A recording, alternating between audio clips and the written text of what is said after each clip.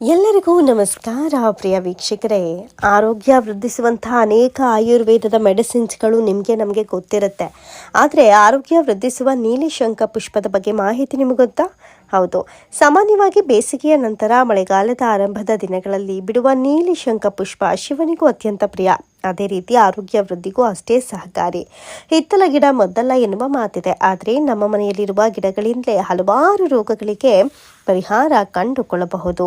ಹೌದು ವೀಕ್ಷಕರೇ, ಹಾಗಾದರೆ ಏನೆಲ್ಲ ಅಂತಹ ಅವಕಾಶಗಳು ಅಥವಾ ಅಂತಹ ಆರೋಗ್ಯ ಕಾಪಾಡಿಕೊಳ್ಳುವಂತಹ ಮಾತಿದೆ ಅನ್ನೋದನ್ನ ಈ ವಿಡಿಯೋದಲ್ಲಿ ನೋಡೋಣ. ಅದಕ್ಕೂ ಮೊದಲು ನೀವು ನಮ್ಮ ಚಾನಲ್ಗೆ ಸಬ್ಸ್ಕ್ರೈಬ್ ಮಾಡ್ಕೊಂಡಿಲ್ಲ ಎಂದಾದರೆ ಈ ಕೂಡಲೇ ಸಬ್ಸ್ಕ್ರೈಬ್ ಮಾಡ್ಕೊಳ್ಳಿ. ಹೌದು ವೀಕ್ಷಕರೇ, ಆಯುರ್ವೇದದಲ್ಲಿ ಬಹು ಮಹತ್ವ ಪಡೆದ ಹಲವು ಗಿಡಮೂಲಿಕೆಗಳು ನಮ್ಮ ಸುತ್ತಮುತ್ತಲೇ ಇರುತ್ತೆ. ನಮ್ಮ ಗಮನಕ್ಕೆ ಬಾರದೆ ಇದ್ಲೂ ಬರ್ಬೋದು. ಆದರೆ ಅಂಥವುಗಳಲ್ಲಿ ನೀಲಿ ಶಂಖ ಪುಷ್ಪ ಏನಿದೆ, ಬ್ಲೂ ಕಾಂಚ್ ಫ್ಲವರ್, ಅದು ನಿಜವಾಗ್ಲೂ ಸಾಮಾನ್ಯವಾಗಿ ಬೇಸಿಗೆಯ ನಂತರ ಮಳೆಗಾಲದ ಆರಂಭದ ದಿನಗಳಲ್ಲೇ ಬಿಡುತ್ತೆ. ಈ ಹೂವು ಶಿವನಿಗೆ ಅತ್ಯಂತ ಪ್ರಿಯ. ಅದೇ ರೀತಿ ಆರೋಗ್ಯ ವೃದ್ಧಿಗೂ ಅಷ್ಟೇ ಸಹಕಾರಿ. ಇದೇ ಕಾರಣದಿಂದಲೇ ಅನಾದಿ ಕಾಲದಿಂದಲೂ ನೀಲಿ ಶಂಖ ಪುಷ್ಪದ ಬಳಕೆ ಇದೆ. ಸಂಸ್ಕೃತದಲ್ಲಿ ಗಿರಿಕರ್ಣಿಕಾ ಅಂತ ಕರೆಯಲ್ಪಡುವ ಈ ಹೂವು ಶಿವನ ಪೂಜೆಯಲ್ಲಿ ಮಹತ್ವದ ಸ್ಥಾನವನ್ನು ಪಡ್ಕೊಂಡಿದೆ.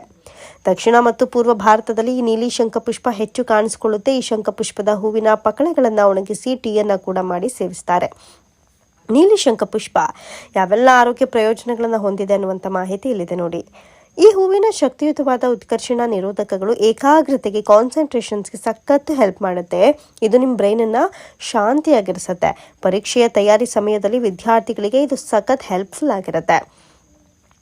ಇನ್ನು ನೀಲಿ ಶಂಖ ಪುಷ್ಪ ಲಾಂಗ್ ಲೈಫ್ ಇರುತ್ತೆ. ಕೆಲಸ ಮಾಡಿ ಉಂಟಾದ ಮಾನಸಿಕ ಆಯಾಸವನ್ನು ಇದು ಕಡಿಮೆ ಮಾಡುತ್ತೆ, ಜೊತೆಗೆ ಒತ್ತಡವನ್ನು ನಿವಾರಿಸುತ್ತೆ.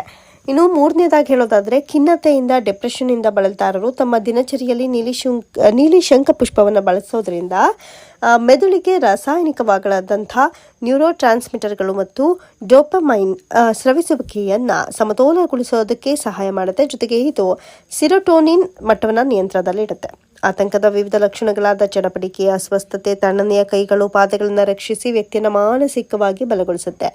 ಈ ಹೂವುಗಳಲ್ಲಿ ಎಥೋಲಿಕ್ ಸಾರವು ಅಪಾಯ ತರುವ ಕೊಬ್ಬಿನಾಮ್ಲಗಳ ಮಟ್ಟವನ್ನು ಕಡಿಮೆ ಮಾಡುತ್ತೆ.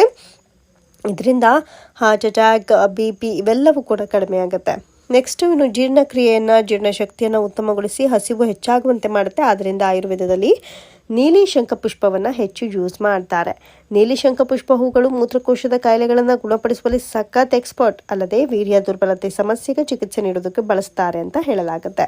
ಇನ್ನು ದೇಹದ ಅತಿಯಾದ ತೂಕ ಇಳಿಕೆಯಲ್ಲಿಯೂ ನೀಲಿ ಶಂಖ ಪುಷ್ಪದ ಹೂಗಳನ್ನು ಬಳಸಲಾಗುತ್ತೆ. ಈ ಹೂವುಗಳ ಹೆಸರುಗಳು ಟೀಯಲ್ಲಿ ಬೆರೆಸಿ ಸೇವಿಸಿದ್ರೆ ದೇಹದ ತೂಕ ಕಡಿಮೆ ಆಗುತ್ತೆ ಎನ್ನುವಂಥ ಮಾಹಿತಿ ಕೂಡ ಇದೆ.